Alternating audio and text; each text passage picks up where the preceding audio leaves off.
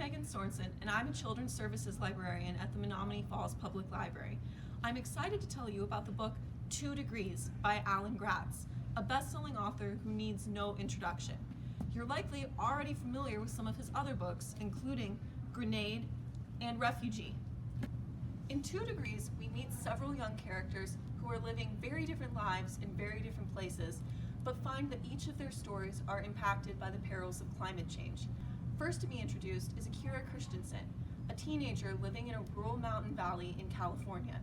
Kira is very concerned about the growing prevalence of wildfires in her community, but her dad, Lars, sees them as natural and not something to be really concerned about. However, their story starts to ramp up as the gigantic Morris fire overtakes the valley while they are out riding horses. The story next moves to Manitoba, Canada, where best friends Owen and George find themselves pursued by a hungry polar bear while on a camping trip. When another bear begins to pursue them, they struggle to survive as they travel to safety. Over the course of their journey, they discover how climate change is impacting the landscape of the Arctic and Arctic animals. The story's final portion is set in Miami, Florida. Teenager Natalie becomes separated from her family as a Category 5 hurricane bears down on the city. After struggling to survive the storm, Natalie becomes resolved to fight for the climate justice cause. The 3 storylines that make up this book all take place at once. In fact, a majority of the first part of the story takes place on the same day in October.